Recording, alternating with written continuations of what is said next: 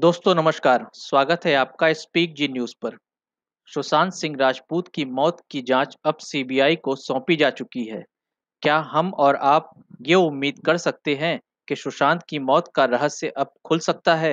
एक अहम फैसले में सुप्रीम कोर्ट ने कहा है कि सुशांत सिंह राजपूत की मौत की जांच अब सीबीआई करेगी।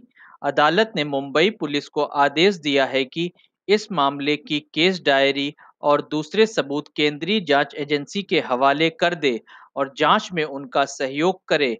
सुशांत सिंह राजपूत के पिता इस चर्चित अभिनेता की गर्लफ्रेंड रिया चक्रवर्ती बिहार सरकार और महाराष्ट्र सरकार का पक्ष सुनने के बाद सुप्रीम कोर्ट ने बीती 11 अगस्त को इस मामले में अपना फैसला सुरक्षित रख लिया था। गूगल पर इन दिनों सुशांत सिंह राजपूत लिखकर सर्च किया जाए तो ऐसी तमाम खबरें दिखती हैं जिनके शीर्षक में सुप्रीम कोर्ट से लेकर सीबीआई, करणी सेना, साजिश, मिस्ट्री गर्ल, तंत्र मंत्र जैसे शब्द तक शामिल होते हैं। ये बताते हैं कि इस चर्चित अभिनेता की मौत का मामला अब कितना पेचीदा हो गया है। सुशांत सिंह राजपूत की मौत हुए अब करीब 2 महीने हो चुके हैं, लेकिन इस घटना से उठा तूफान अभी तक शांत नहीं हुआ है, बल्कि देखा जाए तो इस अभिनेता की मौत की गुत्थी सुलझने के बजाय और उलझती दिख रही है। इस लिहाज से देखें तो अब सुशांत सिंह राजपूत की मौत का मामला कुछ हद तक आरुषि हेमराज वाले मामले की याद दिलाने लगा है। 2008 के इस मामले में भी तमाम तरह की सनसनीखेज थ्योरी और दावों के बाद जांच केंद्रीय जांच ब्यूरो सीबीआई के सुपुर्द कर दी गई थी। सुशांत सिंह राजपूत मामले में भी कुछ ऐसा ही हुआ है। आरुषि हेमराज मामला भी अभी तक अनसुलझा ही है और सुशांत सिंह राजपूत मामले का क्या होता है यह देखा जाना बाकी है। 2008 में उत्तर प्रदेश के नोएडा में हुए उस हत्याकांड में सबसे पहले एक 14 साल की लड़की की हत्या की खबर सामने आई थी। अरुषि नाम की यह लड़की डॉक्टर दंपति राजेश और नुपुर तलवार की बेटी थी। 16 मई 2008 की सुबह अरुषि का शव उसके ही कमरे में मिला था। घर में अरुषि और उसके माता पिता के अलावा उनका नौकर हेमराज भी रहता था, जो हत्या के बाद से घर से गायब था। इस कारण सीधा शक उसी पर गया, लेकिन अगले ही दिन हेमराज का शव भी इसी घर की छत से बरामद हो गया। इसके बाद मीडिया में कथित साजिशों के सामने आने का दौर शुरू हुआ। अरुषि और हेमराज के अवैध संबंधों से लेकर राजेश तलवार द्वारा दोस्तों के साथ बीवियों की अदला बदली जैसे तमाम सनसनीखेज दावे किए गए। इनका आधार कभी पुलिस सूत्र तो कभी दूसरे स्रोत बताए जाते हैं। नतीजा यह हुआ कि अदालत के फैसला सुनाने से पहले ही लोग राजेश और नुपुर तलवार को अपराधी मान चुके थे। अदालती सुनवाई के दौरान एक शख्स ने राजेश तलवार पर चाकू से हमला कर दिया था, जिसमें वे बुरी तरह से जख्मी हो गए। कुछ ऐसा ही टीवी चैनलों पर आज भी हो रहा है। तंत्र मंत्र षड्यंत्र से लेकर बॉलीवुड की विश्वकन्या जैसे शीर्षकों के साथ शो बनाए जा रहे हैं, जिनमें तथ्यों से ज्यादा तड़का दिखता है। नतीजा यह है कि सुशांत सिंह राजपूत की मौत के लिए फिल्म निर्माता निर्देशक करण जौहर से लेकर सुशांत सिंह राजपूत की गर्लफ्रेंड रिया चक्रवर्ती तक बॉलीवुड की तमाम हस्तियों के खिलाफ सोशल मीडिया पर नफरत के अभियान चल रहे हैं। इन अभियानों में इन्हें अपराधी मान लिया गया है और इनकी फिल्मों के बहिष्कार के आह्वान हो रहे हैं। अरुषि हेमराज द्वारा मामले पर आधारित फिल्म तलवार ने भी काफी सुर्खियां बटोरी थी। इसमें सीबीआई अधिकारी बने इरफान एक पुलिस वाले को छिड़कते हुए कहते हैं, इसे इन्वेस्टिगेशन कहते हो तुम लोग, क्राइम सीन को तुमने मच्छी बाजार बना दिया।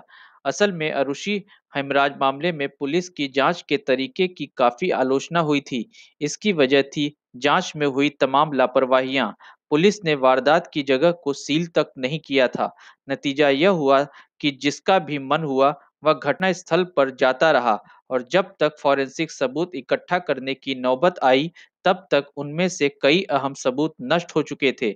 यही नहीं, मीडिया में इस मामले को लेकर जो हद दर्जे की सनसनीखेज रिपोर्टिंग हुई, उसमें भी पुलिस द्वारा चुनिंदा तरीके से लीक गई जानकारियों का ही हाथ था। सुशांत सिंह राजपूत एक चर्चित स्टार थे और उनकी मौत का मामला पहले से ही हाई प्रोफाइल था। इसलिए उनके मामले में क्राइम सीन तो मच्छी बाजार नहीं बना, लेकिन कई तथ्य हैं जो इस मामले में पुलिस द्वारा बरती गई लापरवाहियों की तरफ इशारा करते हैं। जैसे हाल में टीवी चैनल टाइम्स नाउ से हुई बातचीत में मुंबई फॉरेंसिक टीम के एक सदस्य का कहना था कि सुशांत सिंह की आत्महत्या के 2 दिन बाद तक पुलिस ने फॉरेंसिक टीम को मौके के मुआयने के लिए नहीं बुलाया था। इस सदस्य के मुताबिक सुशांत सिंह की डायरी के कुछ पन्ने भी फटे हुए थे, जिनके बारे में कोई जानकारी नहीं मिल पाई कि उन्हें किसने फाड़ा था। न ही टीम को कमरे में खून के धब्बे मिले और न ही पंखा ज्यादा झुका हुआ नजर आया। यहाँ तक कि पुलिस ने फॉरेंसिक टीम से इस बारे में कोई सवाल भी नहीं पूछे, जिनके जवाब शायद इस केस को सुलझाने में उसकी मदद कर सकते थे। उधर बिहार पुलिस के डीजीपी गुप्तेश्वर पांडे का दावा है कि बेहद हाई प्रोफाइल मामला होने के बावजूद सुशांत सिंह राजपूत के फ्लैट को कुछ ही दिन बाद ही खोल दिया गया था, जबकि आमतौर पर ऐसे मामले में लंबे समय तक घटना स्थल को सील रखा जाता है ताकि सबूतों के साथ कोई छेड़छाड़ न की जा सके।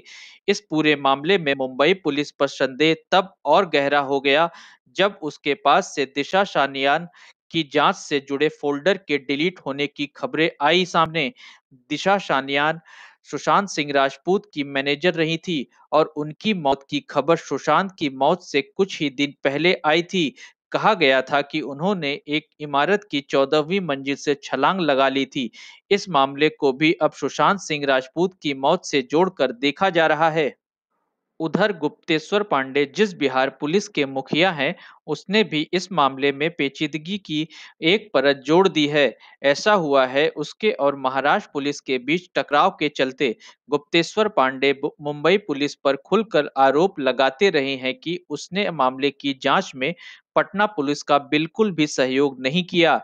एक टीवी चैनल से बातचीत में उनका कहना था कि मुंबई पुलिस ने उनके पुलिसकर्मियों के साथ सुशांत की कथित आत्महत्या वाले कैमरे की वीडियोग्राफी, जरूरी सीसीटीवी फुटेज, जब्त सामान, मोबाइल और लैपटॉप का data, postmortem report, forensic report, fingerprint और केस डायरी की कॉपी में से कुछ भी साझा नहीं किया। बिहार पुलिस के मुखिया के मुताबिक उन्होंने इस सिलसिले में महाराष्ट्र के डीजीपी और मुंबई के पुलिस आयुक्त से बात करने की कोशिश की थी, लेकिन उन्हें कोई जवाब नहीं मिला। सुशांत सिंह के पिता कृष्ण कुमार सिंह की शिकायत पर बिहार पुलिस ने इस मामले में एफआईआर दर्ज की थी। जांच के लिए उसने अपने एक आईपीएस अधिकारी विनय तिवारी को मुंबई भेज दिया था, लेकिन बृह मुंबई नगर निगम ने उन्हें जबरन 14 दिन के लिए क्वारंटीन कर दिया। बाद में सुप्रीम कोर्ट के आदेश के बाद बीएमसी ने विनय तिवारी को मुक्त कर दिया, लेकिन तुरंत ही उन्हें पटना के लिए रवाना भी कर दिया था। सुशांत के पिता कृष्ण कुमार सिंह का आरोप है कि उन्होंने फरवरी में ही मुंबई पुलिस से आशंका जताई थी कि उनके बेटे की जान को खतरा है, लेकिन पुलिस ने इस पर कोई ध्यान नहीं दिया। हालांकि मुंबई पुलिस ने इससे इनकार किया है कि एक बयान जारी कर उसने कहा है कि यह शिकायत एक पुलिस अधिकारी तक व्हाट्सएप के जरिए पहुंचाई गई थी और चूंकि यह लिखित में नहीं थी, इसलिए इस पर कार्रवाई नहीं की जा सकी। मुंबई पुलिस से शिकायत सुशांत के पिता और बिहार पुलिस को ही नहीं है। खबर है कि प्रवर्तक निदेशालय ईडी भी उसके रवैये से नाराज है। सुशांत सिंह राजपूत के पिता का आरोप है कि उनके बेटे के खाते से 15 करोड़ रुपए निकाल लिए गए। ईडी उसकी जांच कर रहा है, लेकिन उसका कहना है कि मुंबई पुलिस उसका सहयोग नहीं कर रही है। एक वेबसाइट से बातचीत में विभाग के एक सूत्र का कहना था कि हमने 3 अगस्त को मुंबई पुलिस को एक चिट्ठी भेजकर उससे मामले से जुड़े सारे दस्तावेज मांगे थे, लेकिन उसने पहले तो जवाब देने में ही 11 दिन का वक्त लगा दिया और जवाब दिया भी तो कहा कि पहले ठीक-ठीक से बताया जाए कि कौन से दस्तावेज चाहिए, इतनी गोपनीयता क्यों? इससे सिर्फ मामले की जांच में देर हो रही है और कुछ नहीं। और अब जब मामला सीबीआई के सुपुर्द हो गया है, तो कुछ लोग मानते हैं कि केंद्र ने भी अपनी सीमा से आगे जाकर काम किया है और इससे एक गलत परंपरा स्थापित हो सकती है। यानी अगर राज्य सरकार किसी मामले में सीबीआई जांच की सिफारिश नहीं कर रही है, तो किसी दूसरे राज्य में एफआईआर करवा ली जाए और वहां से मामला सीबीआई के पास भेज दिया जाए। इसे लेकर केंद्र और राज्यों के बीच नया टकराव देखने को मिल सकता है। मुंबई की मेयर किशोरी पेंडरेकर ने निर्देश दे दिया है कि कोविड-19 के खतरे को देखते हुए इस मामले की जांच करने वाले सीबीआई अधिकारियों को मुंबई आने से पहले स्थानीय पुलिस की अनुमति लेनी होगी, नहीं तो उन्हें भी आइसोलेट कर दिया जाएगा। आरुषि हेमराज हत्या मामले की जांच सीबीआई की दो अलग-अलग टीमों ने की थी। जैसे-जैसे इस मामले में जांचकर्ता बदले, वैसे-वैसे शक की सुई भी अलग-अलग लोगों की तरफ घूमती रही। सीबीआई की पहली टीम मान रही थी कि आरुषि और हेमराज की हत्या डॉक्टर दंपति के कंपाउंडर कृष्णा और उसके दो अन्य साथियों राजकुमार और विजय मंडल ने की थी। लेकिन सीबीआई की दूसरी और आखिरी टीम ने तलवार दंपति को इन हत्याओं का दोषी माना। हालांकि उसका कहना था कि उसे यह साबित करने के लिए पर्याप्त सबूत नहीं मिल सके, इसलिए मामला बंद कर दिया जाए। लेकिन अदालत ने सीबीआई की क्लोजर रिपोर्ट को ही आरोप पत्र मानते हुए तलवार दंपति के खिलाफ सुनवाई शुरू की और आखिर में उन्हें दोषी मानते हुए उम्र कैद की सजा सुना दी। इस फैसले को हाई कोर्ट ने पलटते हुए उन्हें बरी कर दिया। मामला अब सुप्रीम कोर्ट में है, यानी 12 साल गुजरने के बाद भी आरुषि और हेमराज का कातिल कौन है, यह साबित नहीं हो पाया है। कई लोगों को इससे हैरानी नहीं होती। इसका कारण यह है कि हाई प्रोफाइल मामले में सीबीआई की सफलता की दर 4% से भी कम रही है। अपराध से जुड़े मामले में तो उसका रिकॉर्ड और भी खराब है। ऊपर से सुशांत सिंह राजपूत की मौत का मामला अब न्याय से ज्यादा राजनीति का सबक बनता दिख रहा है और उनकी मृत्यु को 2 महीने से भी ज्यादा हो चुके हैं।